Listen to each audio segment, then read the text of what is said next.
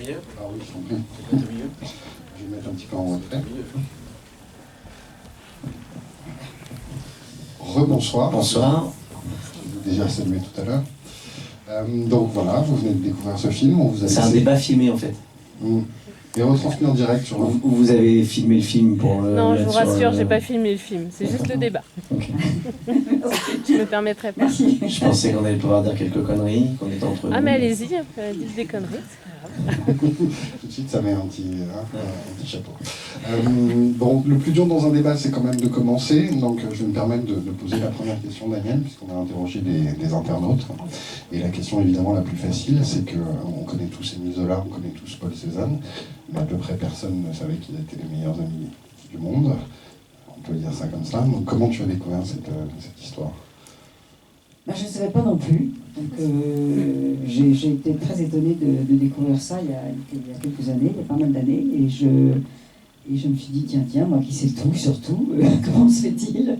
Et en fait, vraiment, j'étais absolument épatée par ma propre ignorance de toute cette... Alors, je ne veux même pas dire cette histoire, parce que cette histoire, évidemment, elle est construite pour le film, mais de cette relation qui a vraiment existé avec... énormément de preuves que cette relation a été incroyablement forte et émotionnelle et passionnelle, puisqu'il y a des lettres, on en a un tout petit morceau dans le film, il y a des lettres extraordinaires entre ces deux hommes, et puis beaucoup de témoignages, bien sûr. Et voilà, et donc je me suis dit qu'un jour, je fouillerais là-dedans et que j'essaierais de découvrir si, justement, il y a véritablement une histoire. On a un petit problème de son, je crois que c'est assez désagréable. Si on parle sans micro, est-ce que vous nous entendez ? Oui, moi, vous nous entendez ? Oui, oui. Est-ce que vous voulez qu'on le fasse sans micro, un peu intime ? Parce que...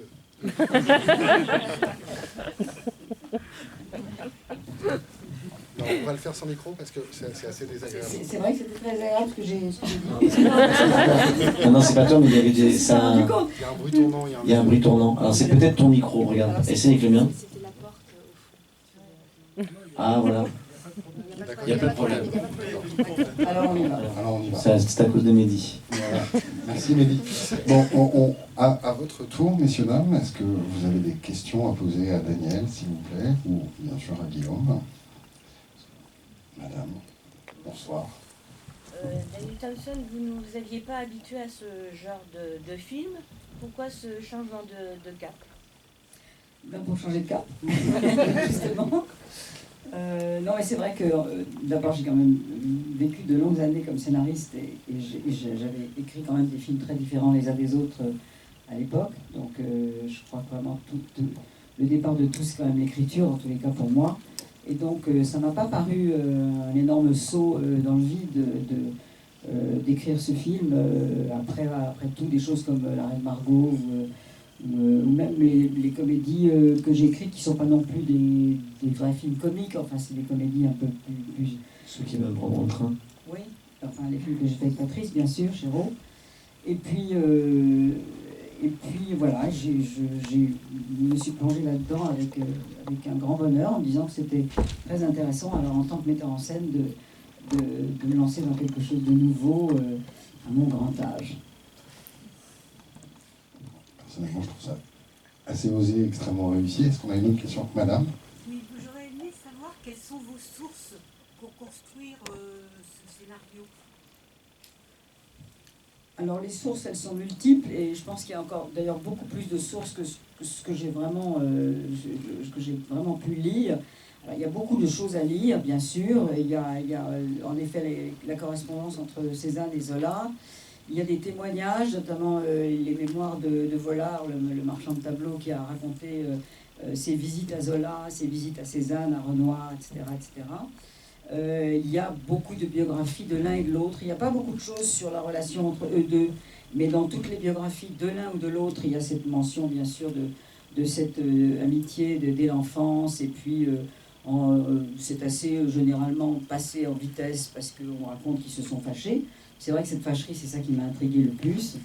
Et puis, il y a bien entendu, alors là aussi, tout ce qui est la peinture de l'époque, enfin toute cette iconographie du 19e siècle, de de tous ces gens qui étaient la bande autour de ces hommes quand ils étaient jeunes. C'est ça qui était intéressant, c'est de les montrer aussi jeunes et pas comme des statues barbues comme on les voit toujours. Donc il y a beaucoup de choses. Et puis en plus, il y a maintenant évidemment Internet que je n'avais pas, qui n'existait pas quand j'avais appris que cette histoire existait. J'avais commencé à acheter des livres à l'ancienne comme ça, et puis après évidemment j'ai eu cette merveille de pouvoir cliquer sur tout à coup un tableau, un texte, et de l'avoir tout de suite, ce qui m'a incroyablement aidé. Combien d'années de recherche, Daniel? Combien de temps de préparation à peu près sur une histoire comme celle-ci? Des années d'abord comme ça, de petites lectures par-ci par-là, et puis des années aussi d'avoir quand même connu un peu ce qu'écrivait Zola ou ce que peignait Cézanne, et puis vraiment la recherche, je dirais 8-9 mois avant de me mettre moi-même à écrire. Oui, bonsoir. Tout d'abord, je voulais vous remercier parce que ce film m'a vraiment touchée et je suis encore un petit peu émue. Et j'ai une question pour vous. Vous m'avez complètement bluffée et je voulais savoir comment on se met dans ce rôle-là, dans ce personnage-là, parce qu'on vous reconnaît presque pas, quoi. C'est... Enfin, ouais, j'en suis encore... On arrête le débat là-dessus. C'était très bien. D'abord, merci beaucoup. Il y a plusieurs choses. D'abord, comment on s'accapare un personnage comme ça, c'est toujours très difficile, surtout quand c'est un personnage aussi emblématique, aussi fort, dans l'inconscient collectif, enfin vraiment quelqu'un qui est très très important, qui fait partie du patrimoine. Donc moi j'avais déjà interprété des personnages ayant existé, mais Zola c'est quand même, voilà. Donc moi il y avait une grosse pression pour moi de m'attaquer à ça. Et après il y a une base qui est très très importante, c'est le scénario, où les personnages étaient merveilleusement bien écrits, bien décrits aussi. Et après, ça a été le travail de recherche, moi-même, de lire beaucoup d'ouvrages, d'essayer de savoir ce qu'était un peu plus ce personnage, sa vie au-delà de l'auteur, du romancier, et d'essayer de savoir qu'il était dans son intimité aussi, quoi. Alors il y a l'histoire, il y a le scénario qui amène beaucoup ça. Après, moi je travaille beaucoup de manière instinctive et animale, si je puis dire. C'est-à-dire que j'aborde tous mes personnages avec un animal en tête. C'était lequel ? Là, c'était un fox terrier. Je n'avais jamais dit ça jusqu'à ce soir. Ça m'aurait fait très très peur. Non, c'est vrai, un vieux. Excusez-moi, c'est pas terminé. Un McDo qui m'attend. Un McDo qui vous attend, c'est très Ça important. ferme tôt ce soir. Voilà. Bonne santé alors. Oui, un fox terrier, parce que il y a le côté un fox terrier ou un teckel à poil dur. Enfin, il y avait un vieux chien. Pourquoi? Parce que il y a le poil dur, il y a le côté qui cherche, qui veut trouver, qui est tenace, un peu bourru, un peu un rapport à la nature particulier. Enfin voilà, il y a plein d'éléments comme ça. Moi, je travaille comme ça. C'est peut-être bête, mais en tout cas, Ça marche. c'est comme ça que je travaille. Et après, on a eu la chance aussi d'avoir été aidé par des gens comme Dominique Colladon qui s'occupaient de tout ce qui est maquillage et prothèses et tout ça. Et ça aide forcément. Et après, c'est de l'observation. J'ai beaucoup regardé mon père marcher. J'ai regardé s'asseoir. J'ai regardé se lever. J'ai regardé avoir mal au dos, j'ai regardé, voilà, comme je marche déjà comme lui, mais lui un peu moins bien que moi maintenant, vu qu'il est plus âgé. Voilà, c'est de l'observation, c'est d'essayer de retranscrire et de reproduire une façon d'être que l'on n'a pas quand on est un peu plus âgé. Et puis, c'était un film assez particulier à faire parce qu'on pouvait commencer la journée où on avait 50 ans, hein, à peu près. Et 2 heures après, on jouait des fois des scènes où on avait 20 ans. Donc il fallait dans la journée jouer un peu sur tous les tableaux. Mais c'est ce qui était aussi très très excitant dans ce personnage. C'était d'aller dans toutes ces directions Et on avait quand même aussi une patronne avec nous qui savait exactement ce qu'elle voulait et qui était très, très, très claire et très, très précise. J'ai dit ça l'autre jour dans un débat, je sais plus où, mais c'était pas un débat d'ailleurs, c'est dans une interview, je crois, où j'expliquais que j'ai rarement fait un film avec un réalisateur, une réalisatrice en l'occurrence, qui avait déjà rencontré les personnages. C'est-à-dire que souvent, quand on fait un film avec un réalisateur, même s'il connaît bien les personnages, même s'il les a écrits, il va les découvrir parce qu'on va les construire avec lui au fur et à mesure du film. Et elle, j'avais l'impression qu'elle avait même plus besoin de nous, en fait, qu'elle savait exactement ce que ça allait être et qu'elle les avait vraiment pensés. Et c'était assez génial pour nous parce que c'est vrai que, comme des fois, on avait peur de pas être dans la bonne direction. Là, ça nous rassurait. En tout cas, moi, en l'occurrence, ça me rassurait. Guillaume Gallienne moins, parce que depuis, ils sont fâchés, c'est pour ça qu'il n'est pas là ce soir. Mais non, c'est une blague. Merci pour l'anecdote du Fox Terrier. Je me permettrai en coulisses de te demander quels étaient les animaux de tous tes derniers rôles. Alors, parce que ça m'intéresse beaucoup. En plus, je crois qu'on l'a pas dans le dossier de presse. Donc, d'autres questions, peut-être? Je voulais savoir, déjà je voulais vous remercier pour ce film qui est extrêmement touchant. Enfin, il y a vraiment beaucoup de scènes très fortes. Et justement, je voulais savoir comment s'était passé le tournage avec Guillaume, parce que vous avez quand même énormément de scènes de confrontation. Et si vous aviez une anecdote particulière par rapport à ce tournage. Je balance ou pas? Alors Guillaume, je le connais depuis très très longtemps. Je l'ai connu à l'époque où moi je jouais une pièce de Monterland au théâtre Hébertot et j'avais 18 ans, donc ça rajeunit, ça me rajeunit pas, et je l'ai rencontré à ce moment-là parce qu'il était très, très pote avec Thierry de Peretti avec qui je jouais dans la pièce, et on n'a jamais réellement été potes, mais on se connaît depuis très longtemps, donc on s'est croisés plein de fois. Mais on n'a jamais vraiment passé beaucoup de temps. Le temps qu'on a passé, c'est un jour dans un hôtel Mercure à Honfleur, où on a fait un court-métrage. J'avais 18-19 ans et je réalisais un film en vidéo, un film d'horreur dans un Mercure. On a foutu le bordel toute la nuit. Et j'adorais retrouver ces images parce qu'on avait bien rigolé. Et voilà, et donc on s'est vu comme ça de temps en temps. Mais quelque part, ça a apporté quand même quelque chose de fort parce que je pense que du coup... faire ce film-là avec ce passé, il y avait quand même une relation immédiate, en tout cas une proximité, enfin en tout cas une complicité immédiate. Jouer avec lui, c'est très très agréable. Il est habité, c'est le moins qu'on puisse dire. Il est très habité, très, très passionné. Il a une approche, en tout cas, des scènes qui est très différente de la mienne. Mais c'est ce qui peut rendre aussi la chose très intéressante. En tout cas, il est très respectueux du partenaire. Ce qui est important quand on a des scènes importantes comme ça à jouer. C'est quelqu'un qui est généreux. Il n'est pas dans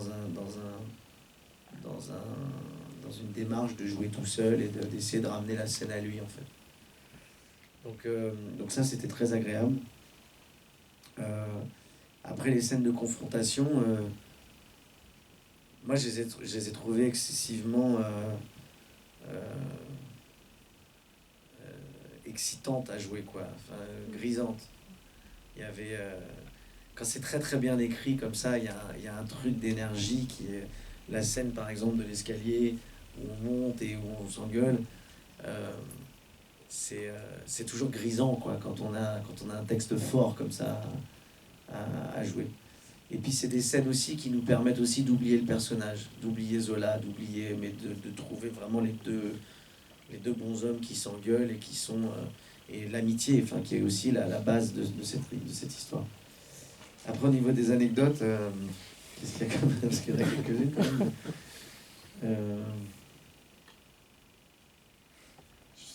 Franchement, je sais pas, t'as quelque chose en tête?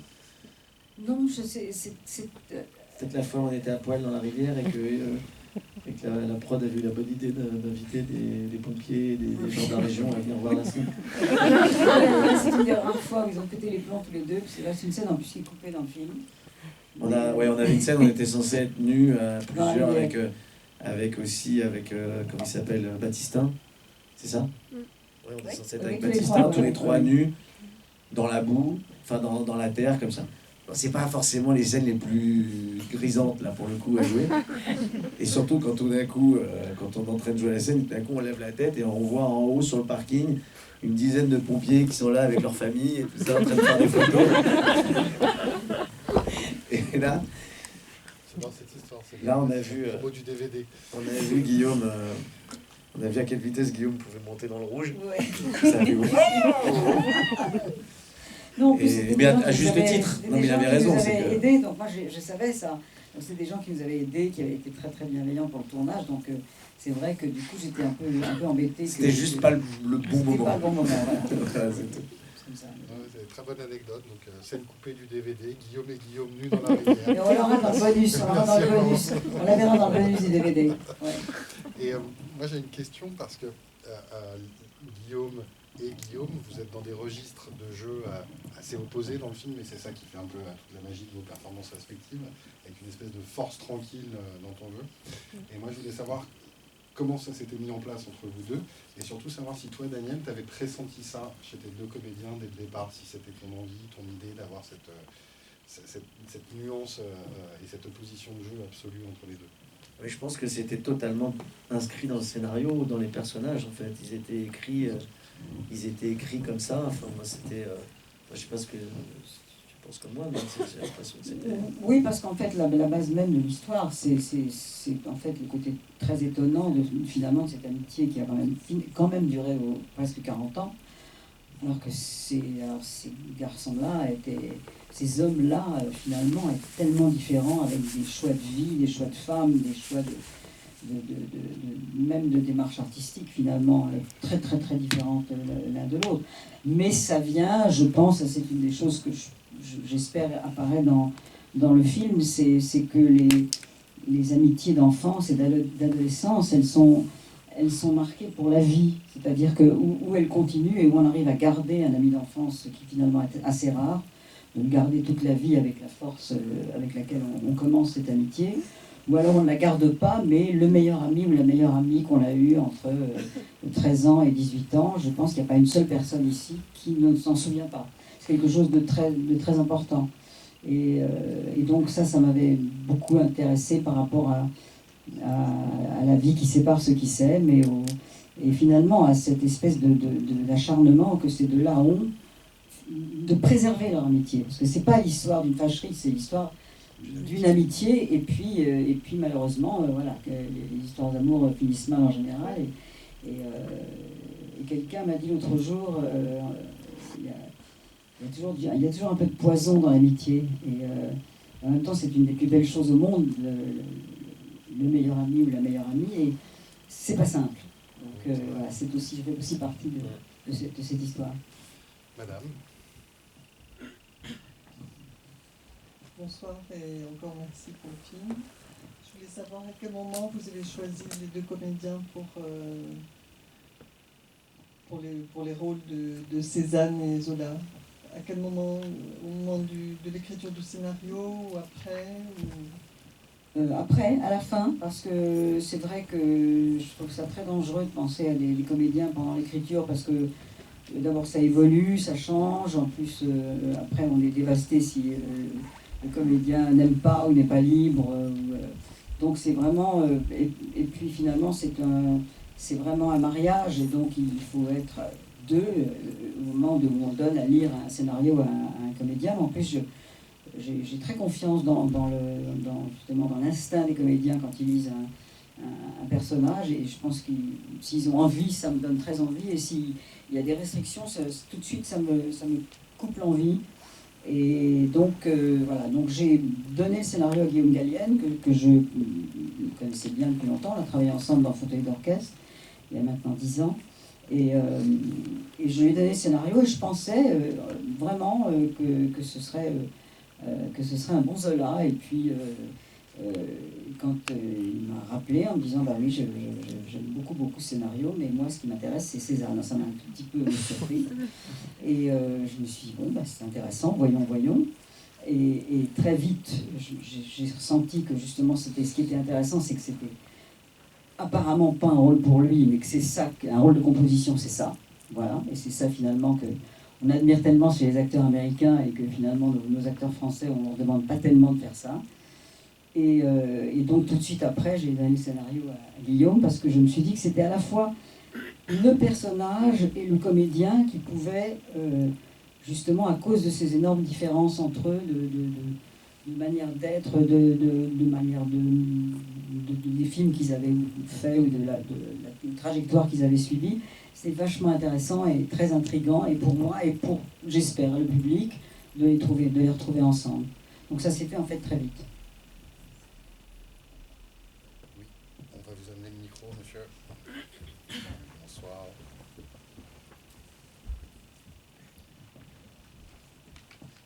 Merci. Bonjour. Bonjour.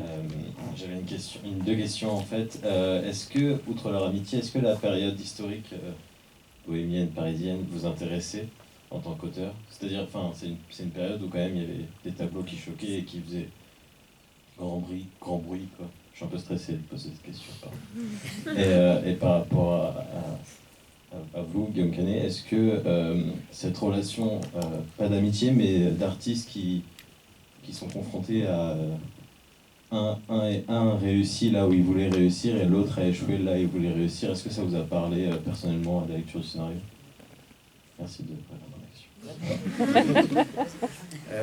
Oui, complètement. Moi, c'est une des idées, en tout cas, du scénario, ce que défendait le scénario, que j'ai trouvé formidable et vraiment intéressant, c'est ce à quoi les artistes sont confrontés en créant, en fait, que ce soit dans la littérature, dans la peinture, dans n'importe quelle forme d'art, en fait, on passe par des périodes de doute, de manque de confiance, de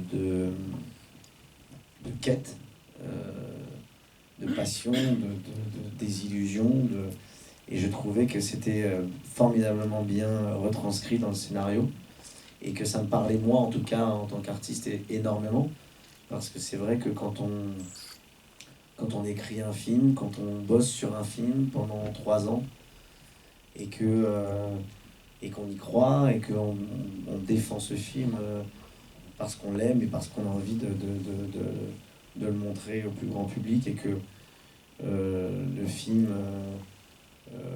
vit tout d'un coup, est reçu de manière assez étrange, et que c'est très difficile derrière de retrouver à la fois l'inspiration, l'envie, ne pas devenir non plus aigri, ne pas travailler et créer dans la colère, dans l'aigreur. Donc c'est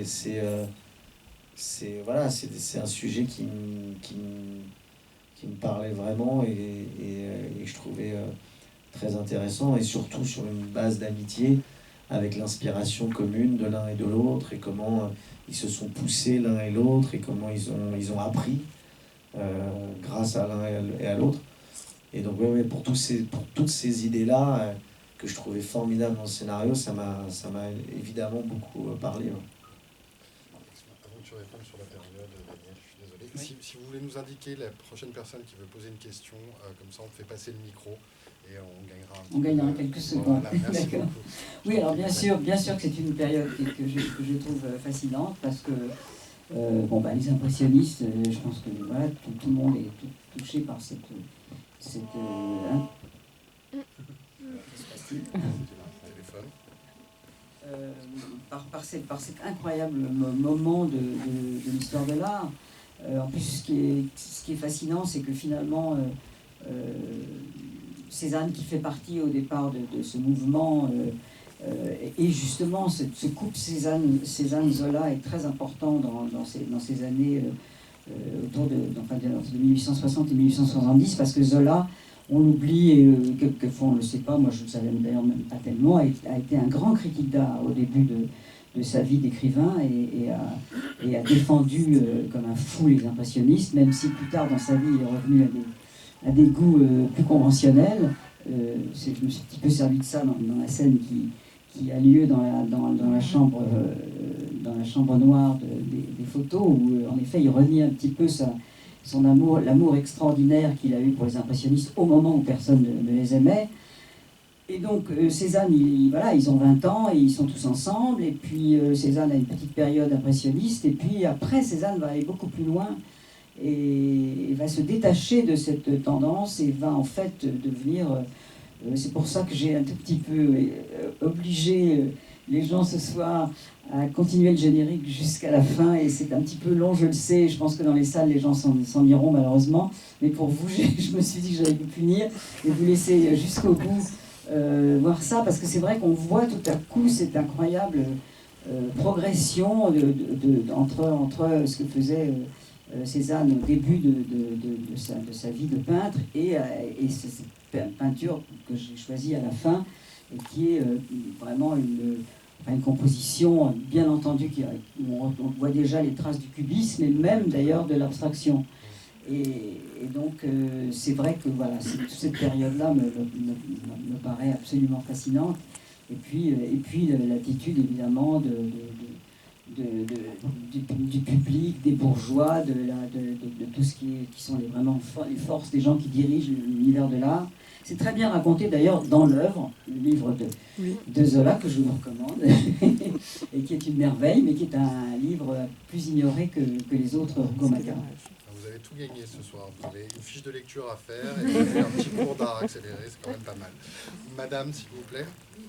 Je vous remercie des explications que vous m'avez données qui sont un petit peu qui vont faire écho à aux deux questions que je vais vous poser. Tout d'abord, la dernière phrase assassine de Zola. Il l'a dit. Il l'a dit. Et pourquoi ce titre? Parce que j'ai l'impression que le regard est plus posé, c'est comme ça que je reçois le film, sur Cézanne et sur... jusqu'à la fin, c'est Cézanne qu'on voit. Elle préfère Gallienne. C'est la vie, hein. Il fallait bien qu'elle choisisse ça. Hein. Je veux dire qu'il y a un regard sur Cézanne qui est quand même très appuyé. Et cette dernière phrase de Zola le discrédite par rapport à la suite de l'œuvre, de l'écho qu'il a eu Cézanne. Donc pourquoi ce titre? Alors d'abord, ce titre, je l'aime bien, et je n'aimais pas les titres qu'on avait envisagés avant, parce que c'est très difficile pour ce film de trouver un titre qui n'ait pas l'air d'un titre de documentaire. Parce que Émile et Paul, Cézanne et Zola, ou alors sinon tout à coup quelque chose qui fait un peu genre ce titre culturel, on a l'impression en effet d'un truc sur FR3 à minuit. Donc c'est vrai que j'avais envie d'un titre qui reflète quelque chose de personnel. Ça aurait pu être Zola et moi. Je pense que ça Excusez-moi, mais oui. D'ailleurs, je pense qu'il n'est pas toujours trop tard. Très bien. Mais je trouve qu'il a quelque chose d'intime. Et c'est cette intimité que je voulais qu'on perçoive dans ce titre. Et même si c'est un peu trompeur, parce qu'on a en effet l'impression que ça va être une histoire racontée par Zola sur Cézanne, ça l'est quand même un peu, parce que finalement... les textes qui existent dans le film et qui sont les vrais textes de Zola, ce ne sont que des textes de Zola. Parce que Cézanne écrivait très bien aussi. C'était finalement des gens qui avaient eu cette fameuse éducation dans les écoles qui n'étaient pas encore à l'époque les écoles publiques. Ils étaient que des écoles religieuses. Ils avaient été élevés tous les deux dans ces écoles où on apprenait les humanités, le grec, le latin et tout ça. Et donc ils écrivaient tous les deux très très bien. Mais voilà, j'espère que ce titre ne va pas entraîner les gens vers une autre idée. Puis finalement, après tout, ça n'a pas d'importance, parce qu'une fois qu'on voit le film, on se dit que c'est quand même le film sur deux hommes et sur une amitié et sur une intimité. Et par rapport à la fin, effectivement, il a dit cette phrase. Après, moi, ce que je trouve justement intéressant, ça fait partie aussi de l'amitié et de la vie, c'est qu'on dit des choses. On n'a pas toujours raison, et en fait quand lui dit ça, c'est vrai que quand on sait le succès qu'a connu Cézanne après, je trouve que, au contraire, moi je trouve que ça rajoute quelque chose d'assez dingue à cette histoire en fait. Alors, il l'a pas dit devant lui, hein, il l'a dit, donc ça a été rapporté à Cézanne, qui a su qu'il avait dit ça. Enfin, la scène elle-même, évidemment, fait partie des choses qui sont inventées, parce que beaucoup de choses sont aussi inventées. Cette fameuse entrevue entre eux, elle n'a probablement jamais eu lieu, on ne le saura jamais, mais c'est basé sur ce qu'ils auraient pu se dire s'ils s'étaient retrouvés dans ce bureau. Parce qu'à la base, ils ne se connaissaient pas. Démonte le débat. Je veux plus rien dire. En même temps, Zola, il a l'excuse d'être mort 4 ans avant l'autre. Et les 4 dernières années de Cézanne font partie probablement du moment où il a fait les plus belles choses. Donc il a une excuse Zola parce qu'il n'a peut-être pas vu les plus beaux tableaux. Il a peut-être été tué par Cézanne. Peut-être. Il a bouché la cheminée. Est-ce qu'il a été tué, ça, il faut quand même le dire. On pense qu'il a été tué, oui. Oui, j'ai pas de micro, mais tant pis. Bon, c'est pas très... On vous entend. On vous entend. Bon, très bien. Bonsoir, merci beaucoup déjà. Vous m'avez un peu réconcilié avec Émile Zola, l'Assommoir m'a traumatisée au lycée. Enfin bref, passons. Ça vaut le coup d'avoir le micro quand même, alors. Il est là. Très bien. Merci beaucoup. Vous en étiez à l'Assommoir m'a tué au lycée. Ah ouais, complètement. Ma question était pour vous, madame. Je me demandais, dans une carrière de scénariste, est-ce qu'on se retrouve confronté comme Zola à devoir à s'inspirer, sans peut-être le vouloir, de personnes de la vie réelle et devoir ménager les susceptibilités après? Oh non, jamais.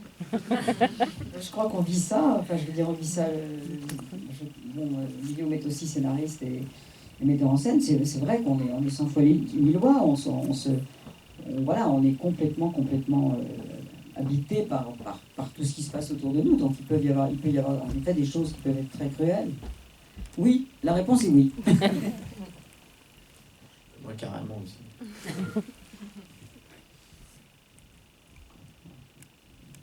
Est-ce qu'on a d'autres questions? Et ça crée d'ailleurs des fois des histoires du même acabit que ce qu'ils vivent. Moi, je me suis, par exemple, les petits mouchoirs, le personnage de Max de François Cluzet est totalement inspiré d'un pote qui est restaurateur, qui a une maison au Cap Ferret, qui a un bateau, qui est tout ça, et qui évidemment ne veut pas du tout se reconnaître dans le personnage. C'est la première personne à qui j'ai fait lire le scénario en lui disant je ne pourrais pas faire ce film si tu n'acceptes pas que je le fasse, donc lis-le. Il me dit mais j'ai aucun problème, je ne suis absolument pas le personnage. Il n'y a aucun problème. C'est quand le film est sorti après qu'il a eu des retours un peu difficiles. C'était plus compliqué. C'est plus ton ami. Sa femme s'est barrée. Nous avons une question d'un inconnu qui n'a pas du tout produit ce film. Monsieur Oui, j'aimerais. Est-ce qu'il y a une explication de l'amour de Zola pour Manet, en tant que peintre, naturellement, et en désavouant complètement Cézanne, à ce moment-là, en tant que peintre? Quel est l'intérêt qu'il avait pour Manet? C'est très intéressant parce que c'est le producteur du film qui est en train de me poser cette question. Voilà. En plus, nous vivons ensemble, donc ça fait quand même quelques années. Mais pourquoi il me fout rien mon débat? mais Albert, mais quelle est cette question? Alors, est-ce que tu as d'autres choses à lui demander, Albert? Je suis très peur de la suite. Alors d'abord, Manet est un extraordinaire artiste. Manet est un immense peintre. Qui nous a laissé une œuvre absolument extraordinaire, et qui avait 10 ans de plus, ça ne se voit pas dans le film parce que ça ne se voit pas, mais il avait 10 ans de plus que Cézanne et Zola. Il avait donc déjà, tout de même, il était plus avancé dans son expérience de peintre, et c'est vrai qu'à l'époque où Zola est tombé fou amoureux de la peinture de Manet, ce que faisait Cézanne, en tout cas c'est une opinion personnelle, mais je pense quand même que pas mal d'historiens de l'art seraient d'accord avec moi, était effectivement une peinture assez épaisse, assez lourde, en effet, comme tous, très inspirée par les Espagnols, mais en effet, on voit un tout petit peu, j'ai pas voulu montrer beaucoup de tableaux parce que c'était vraiment pas le sujet. Mais c'est vrai que les peintures de Cézanne qu'on voit dans le début du film, même d'ailleurs cette peinture qui est très célèbre avec la pendule que Zola apporte aux parents de Cézanne, même cette peinture-là, je la trouve absolument passionnante et intéressante parce que Cézanne a vraiment fait autre chose après. Mais c'est pas pour moi voilà, de la qualité de ce que faisait à l'époque Manet.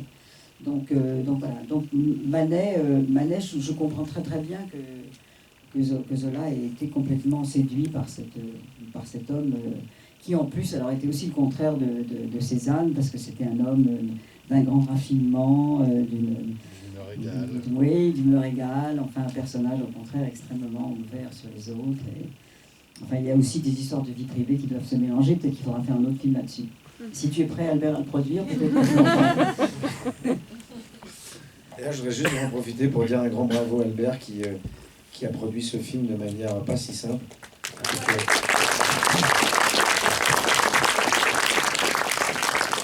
Il a eu du fil à retordre avec les deux Guillaume, mais que non, c'est vrai que c'était pas un film simple à faire, et que c'est très rare aujourd'hui d'avoir des producteurs qui se mouillent, et qui se mouillent même personnellement, financièrement dans un film. En général, les producteurs en général se payent avant même que le film ne soit fait. C'est plus la mode. Donc il est anti-mode et en même temps il a la grande classe. Ouais. Merci. Bonsoir. J'avais une question, juste ici. J'avais une question à la réalisatrice, parce que plastiquement, le film est vraiment superbe à regarder. Et il y a un travail qui a été fait avec le directeur de photographie, M. Drojou, qui est, je trouve, extraordinaire. Et j'avais une question, c'était comment est-ce qu'on, justement, en partie un peintre, comment est-ce qu'on aborde en tant que metteur en scène le côté plastique du film? Est-ce que, même si vous êtes aussi beaucoup sur les acteurs, savoir comment est-ce qu'on arrive à trouver aussi la bonne balance pour donner une puissance aux images? Alors bien sûr, j'ai beaucoup parlé de ça avec Jean-Marie Drojou avant de commencer à tourner. Il y avait plusieurs options. Il y avait l'option dite, par exemple, je ne sais pas si vous aviez vu Turner, mais il y a l'option Turner, qui est un très très beau film, c'est de faire un film qui ressemble à un Turner. Et puis, ça me faisait peur, parce que d'abord, un film qui ressemble à Cézanne, étant donné qu'il a fait des choses tellement différentes, c'est très compliqué. Et puis, j'avais pas envie de ça. J'avais envie vraiment, surtout, que le film soit filmé finalement exactement comme il le serait si c'était contemporain, avec une belle photo, de belles images, mais qui justement donne cette impression de la vie de tous les jours chez ces gens. Alors, et puis j'ai aussi beaucoup parlé avec Jean-Marie de la différence de lumière entre ce qui se passait dans le nord et ce qui se passe dans le sud, parce que je pense que c'est très important par rapport à toute l'histoire aussi. Il y a beaucoup de séquences, donc on est enfermé dans le bureau de Zola, qui est un lieu en effet sombre, en bois, et où il y a quelque chose de très confiné et de très enfermé, et dans cette maison de Médan, et justement, ou même la lumière à l'extérieur, dans les séquences qui se passent dans le jardin de Médan ou dans Paris, et puis tout à coup cette explosion de lumière qui est la lumière du Sud. On a eu beaucoup de chance parce qu'on a eu un temps absolument merveilleux. On a tourné ce film il y a exactement 1 an. Donc la lumière de septembre, et puis cet endroit que j'avais découvert grâce au film, qui est donc autour de la montagne Sainte-Victoire, qui est probablement un des plus beaux endroits du monde. Donc c'était ce contraste dont on a beaucoup parlé, et puis inspiré alors quand même, en effet, de tableaux de tout le monde, c'est-à-dire beaucoup de Caillebotte, et de Manet, et de Monet, et de récupérer ces couleurs et ce côté finalement joyeux. C'est une époque où il y a une peinture qui explose non seulement dans le choix des sujets, qui enfin parlent des gens et non pas de sujets en effet religieux ou de la mythologie. Et enfin on parlait des gens, on était proche des gens, on montrait des femmes saoules ou des jeunes filles qui dansent, ou des usines, des ouvriers. Tout ça était évidemment très, parce qu'on l'appelait le naturalisme, qu'on appellerait aujourd'hui le réalisme. Et donc, voilà, j'avais envie en fait d'une lumière réaliste. Le temps passe vite, ça fait déjà un bon 45 minutes que nous sommes ensemble. Je voulais savoir si on avait encore 1 ou 2 questions, avant de peut-être vous laisser attaquer. Juste une dernière question, c'est pas vraiment une question, j'ai beaucoup aimé votre film, hein. Donc là c'est une question un petit peu précise. Il y a un plan au début, je crois que c'est au début, très très très beau plan, les images sont magnifiques, mais là, je me pose la question, une image de barrage, on voit un barrage, je me suis dit c'est un anachronisme, ça ne pouvait pas exister à l'époque. Alors c'est très intéressant de me poser cette question parce que j'ai lu un commentaire d'un internaute qui dit il y a une photo de Cézanne et Zola, Daniel Thompson aurait quand même pu faire gaffe de ne pas les balancer devant un barrage hydraulique. Alors ce barrage, il a été construit par le père de Zola. C'est le vrai barrage, et voilà, et c'est le barrage qu'il a construit. C'est le vrai en plus. Enfin, c'est le vrai. Donc, et il paraît d'ailleurs que cet ingénieur italien qui venait de Venise, qu'on avait fait venir à Aix, c'est pour ça que le petit garçon était à Aix, a inventé les barrages incurvés. Donc apparemment c'est François Zola, qui s'appelait comme ça. Donc ce barrage, il est d'époque. Hein? C'est un gorgon. J'ai même pas compris. C'était parti sur un Francesco Zola. C'est pas ce qui m'a pris. Donc ce barrage est le vrai barrage, et c'est pour ça que le petit garçon au début le montre, parce qu'il montre à ses copains le barrage que son père a construit, et à la fin le petit garçon redemande. Donc j'espérais que c'était compréhensible. En fait, j'aurais dû peut-être rajouter une réplique de plus, puisque le petit garçon, à la fin, demande à son père, et tu nous emmèneras dans le barrage, celui de notre grand-père. Voilà. Est-ce qu'on a une dernière question avant de se quitter, ou est-ce qu'on reste sur ce barrage? Mademoiselle, et ça sera le mot de la fin, je pense. Bon, alors je ne veux pas vous laisser voir. Non, il y a peut-être que moi qui l'ai ressenti, je ne sais pas à qui poser la question, mais c'est une histoire d'amour, une histoire d'amitié qui justement me fait penser un peu à une histoire d'amour. Et je ne sais pas si c'est dans la façon dont vous avez de vous regarder tous les deux, ou si c'est les sentiments qui sont si exacts. Donc je disais que j'avais un petit peu l'impression que c'était pas réellement une histoire d'amitié, mais plutôt comme une histoire d'amour. Et je ne sais pas si c'est le jeu des acteurs, et vos regards surtout, ou si c'est des sentiments un peu exacerbés qu'il y avait entre les deux, qui rappelaient des espèces d'histoires d'amour qu'on ne veut pas finir. Est-ce que c'est pas la façon dont Guillaume me regardait? Très bonne, excellente réponse de M. Calais. Non, mais c'est intéressant, mais je pense que, bien que ce ne soit pas une histoire d'amour, je pense que dans toute relation d'amitié, il y a une fascination pour l'autre, une admiration pour l'autre, un amour pour l'autre, et qui fait qu'on a un regard et une tendresse à l'égard de la personne que l'on aime en tant qu'ami. Après, est-ce qu'ils ont sexué leur relation? Non, mais dans les lettres, les fameuses lettres, je veux dire, moi j'ai eu la sensation que vous avez eue en voyant le film. Ah. C'est-à-dire que les lettres... Quoi? Quand Émile écrit à Paul... j'en ai d'ailleurs, je n'ai pas pu m'empêcher de choisir, parce qu'il y a beaucoup de lettres, donc j'ai vraiment essayé d'en mélanger quelques-unes. Mais quand il lui écrit je sais tout de toi et jamais rien ne pourra nous séparer, enfin ce sont des lettres, ce sont des mots qu'on peut écrire effectivement dans une lettre d'amour. Donc ça revient un petit peu à ce que je disais tout à l'heure, ce sont ces amitiés de l'adolescence et de l'enfance qui sont une force, qui font que voilà, il y a très souvent rien n'existe, les parents, le reste du monde. La chose la plus importante, l'être le plus important pendant quelque temps, c'est le meilleur ami ou la meilleure amie. Alors, on frôle peut-être des choses ambiguës, mais bon, peut-être qu'ils les ont frôlées. Quelle belle fin. Daniel, Guillaume. Merci à vous deux pour cette question. Comme je dis souvent, parce que d'abord merci d'être venu et d'avoir vu le film. Et comme je dis souvent, si vous avez aimé le film, vous savez toute la difficulté aujourd'hui avec tous les films qui sont en salle toutes les semaines. N'hésitez pas à en parler, c'est très important. Et surtout, si vous n'avez pas aimé, surtout n'en parlez pas. Merci pour cette réplique. Une toute petite chose. J'ai pas pu résister, j'ai fait une chose que je pense que je ne vais plus faire, je vais essayer de m'empêcher de le faire.